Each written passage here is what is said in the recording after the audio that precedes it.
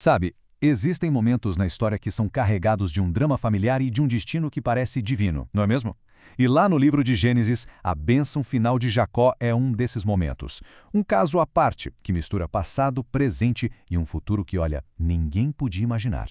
A cena em si já é super solene, um patriarca idoso no leito de morte, prestes a fazer uma das coisas mais importantes da vida dele. Mas o que acontece em seguida vira a tradição de ponta cabeça e faz a gente se perguntar: isso é a confusão de um homem já velhinho ou é uma declaração com uma intenção divina por trás? Então, para a gente conseguir desvendar esse mistério, primeiro a gente precisa voltar no tempo e entender como era o mundo dos patriarcas. Um mundo onde as palavras, acredite, tinham o poder de moldar o destino. Vamos nos transportar para lá. A gente está no Egito, bem longe da terra natal de Jacó. Ele, que agora atende pelo nome de Israel, está fraco, já perto do fim. E aí chega o filho dele, José, aquele que tinha se perdido e agora é um governante super poderoso. Ele traz os dois filhos, Manassés e Efraim, para esse último encontro. Dá para sentir o peso no ar, o peso da despedida e de toda a história que eles carregam.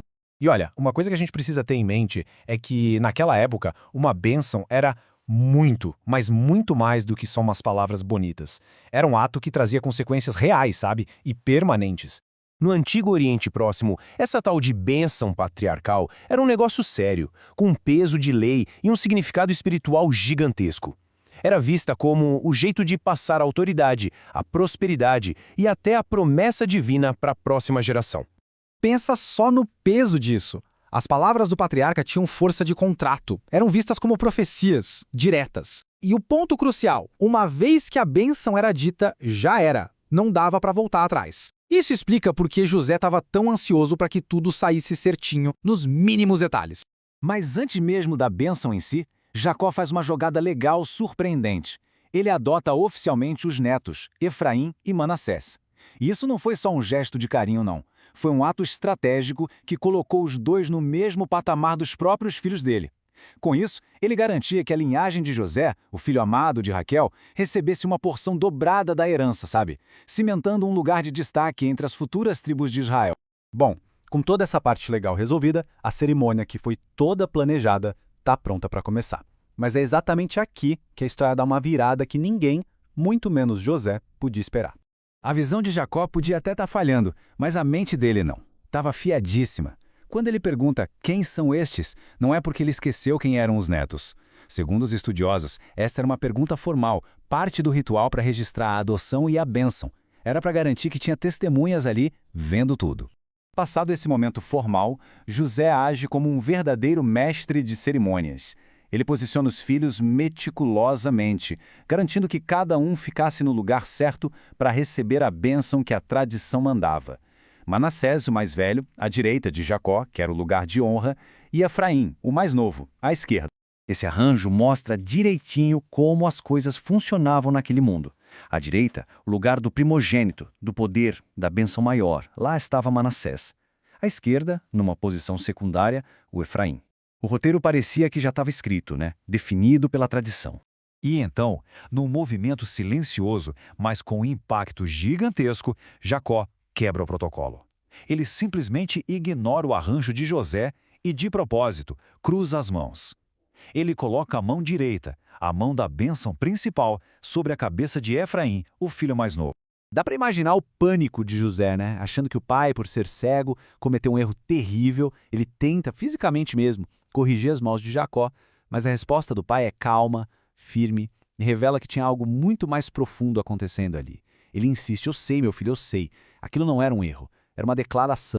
Esse ato de desafio não foi um capricho de um homem idoso. Na verdade, a atitude de Jacó se encaixa perfeitamente num padrão surpreendente que a gente vê em toda a narrativa bíblica, um padrão da graça de Deus. Esse momento ecoa por gerações. É um padrão divino, onde os caminhos de Deus muitas vezes vão contra a lógica e a tradição dos homens. A gente vê isso quando Isaac é escolhido no lugar de Ismael, que era o primogênito, quando o próprio Jacó é escolhido no lugar de Esaú, e mais para frente quando um jovem pastor chamado Davi é escolhido no lugar dos irmãos mais velhos e mais fortes. Então, a conclusão é inevitável. Aquilo não foi velhice nem engano. Foi uma profecia em ação. Guiado por uma força divina, Jacó estava declarando como seria o futuro das tribos de Israel. Ele profetizou que Efraim, o mais novo, se tornaria maior que o irmão. E essa profecia se cumpriu, já que a tribo de Efraim se tornou uma das mais poderosas e influentes de todo Israel. Aquele momento íntimo, ao lado de uma cama que aconteceu milhares de anos atrás, não terminou ali. Ele deixou um legado, tecendo fios proféticos que atravessam toda a história. Se a gente olhar de perto a bênção em si, a gente descobre várias camadas de significado profético. Jacó chama Deus de o pastor que o guiou, uma imagem que mais tarde seria usada para descrever Cristo, o bom pastor. Ele invoca o anjo que o redimiu de todo o mal, uma figura misteriosa que aponta para um futuro redentor. E claro, a profecia mais imediata de que Efraim se tornaria uma multidão de nações foi confirmada pela história. Então, o que essa história tão antiga pode nos ensinar hoje? Primeiro, ela é um lembrete bem forte de que os planos de Deus muitas vezes não seguem a nossa lógica. Segundo, ela mostra a importância de confiar na orientação soberana dele, mesmo quando o caminho parece estranho ou de cabeça para baixo. E por fim, ela ressalta o valor imenso de passar um legado espiritual adiante, de abençoar as gerações que vêm depois de nós. Isso tudo nos deixa com uma pergunta para refletir. Em que áreas da vida talvez a lógica divina esteja reescrevendo um roteiro que a gente achava que já estava totalmente definido?